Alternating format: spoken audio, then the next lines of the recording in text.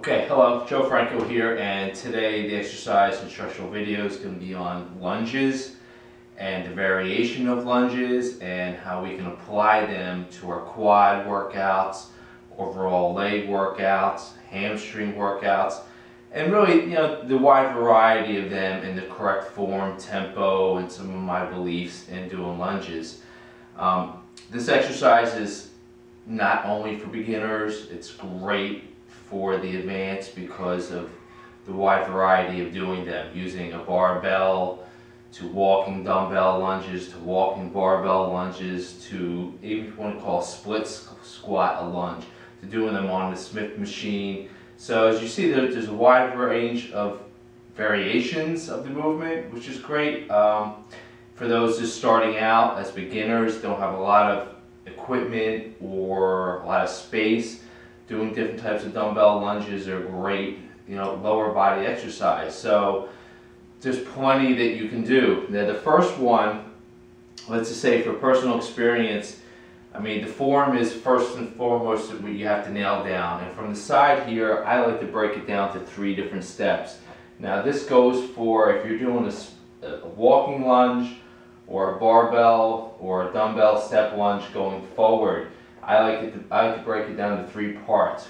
The first one is the actual step. You want to keep your shoulders above your hips. Basically, you're stepping, coming down nice and slow. The knee could touch the ground, it doesn't really matter, but you just don't want to shift the hips forward. You want to be straight up and down, knee about 90 degrees, and push back. So what you're doing is 3 steps. 1, 2, 3, or 3 points. 1, 2, 3, and obviously you would just make it a little bit more fluid. 1, 2, and 3. Keep a good posture. Always think about good posture, shoulders up tall. You don't want to overcompensate and step and lean forward thinking you're going down any further.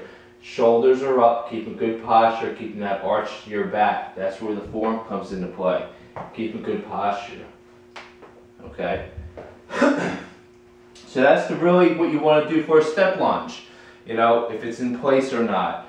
Barbell or dumbbells, it doesn't really matter. The main difference between the dumbbells and the barbell is obviously what you can hold and also space. When I do walking lunges, which is really walking straight through, puts a little more emphasis on the quadriceps because you're taking that step going forward right here and you push through without stopping. That does hit the quadriceps a little bit more, nice variation. And I'll use dumbbells only because I'm limited space and I can't have a barbell in here and I'll be banging into things. Now the downside of using the dumbbells when you get to heavier weights is that you're going to have to use some kind of wraps.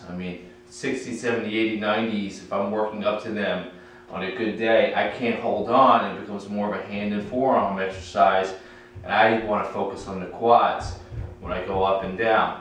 Barbell is really nice only because you don't have to worry about holding the weight with your hands. You're not exerting energy that way, but you are exerting more energy throughout the body, which is a plus. That helps the whole metabolism. That's just like a squat where you got to keep your whole body tense, holding the weight up. You're exerting more muscle throughout the body, not just your hands. So that's why the barbells are really nice if you have the room for it. Now to talk about the tempo, slow and controlled, okay? Again, just like most exercises, you don't want too much momentum.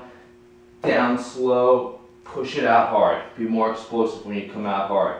Catch yourself, push it out hard. Okay, nice and easy. You don't want to rush through that exercise. There's really no loose form for lunges in my opinion. As far as rep ranges go, there's an argument to this because, lunges, a lot of times people say, oh, it's a good leg exercise, burning calories. Well, I like to go to the opposite. If someone's telling me one thing with weight training, well, I like to try the opposite. So years ago when I started doing lunges and applying them, I would focus, instead of making them more of an aerobic exercise, do high reps. I like using a lower rep range because when you use higher reps, what happens, more aerobic capacity comes into play. It becomes less anabolic, okay? So in a nutshell is that the exercise is going to last 60, 90 seconds, 2 minutes long, the set, well, guess what? The muscles are not going to be used as much and it becomes more aerobic. We don't want that. I like to cut it down. I personally like to do like the 6 to 10 rep range, so therefore I know I'm going to failure with heavier weight, puts more strenuous on the whole lower body rather than getting the lungs involved. So what I'll do typically 2 and 2 reps on each side and work with 6 reps and then go to failure on 8 on each side. So I'm a fan of going heavy with that motion as long as you're keeping good posture in your form. So if you're into doing lunges real high reps, we'll try the other way, see what happens. Now as far as like alternating and everything, this is another question I get.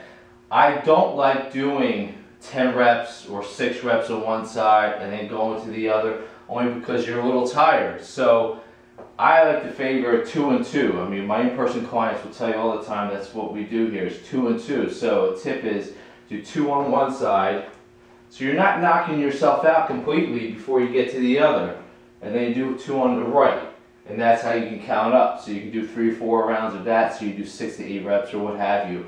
Or another thing is a countdown. You can start with 4 reps on each leg, then 3, then 2, then 1, so then you're doing 10 on each side.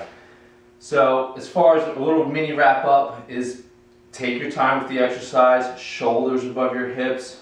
Dumbbells are just as good as far as a barbell, but again, you may have to wrap up. Try heavier weight, alternate the reps. You don't have to do a whole bunch on one side and then the other. Walking lunges is a nice little mix up. Now as far as advantages in doing different types of lunges, typically when I do my quad exercises alone, I like doing a front type of lunge with a barbell or a dumbbell stepping forward. Now to hit the hamstrings a little bit more is what I like to do a reverse lunge, and here in my little studio I use a barbell. Now a reverse lunge, having the barbell, keep a good posture, you're stepping back, catching yourself good and pressing up. So when you drop yourself down, you're balancing on that front heel and then coming up and pushing through the heel. So this pushing through the heel, you know, it's a lot of mind-muscle connection that hits the hamstring. That's one of the differences between a front and back lunge. You want to focus on the hamstring on a reverse lunge, so therefore you can do it with your hamstring workout if you are separating them. So you down slow, catch yourself and pop it up. Same goes for a split squat. You know, a split squat, there's a lot of variations into that. It's when you're in this position here, dumbbells or whatever, you're going up and down. Again, nice wide stance, you're pushing through that front heel, you're going to get it on the hamstring.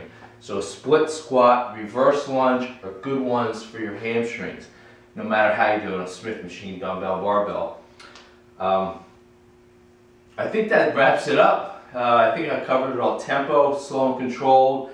Variety is very important. I like to stick with one type of lunge for about 3 or 4 rounds before I go to another.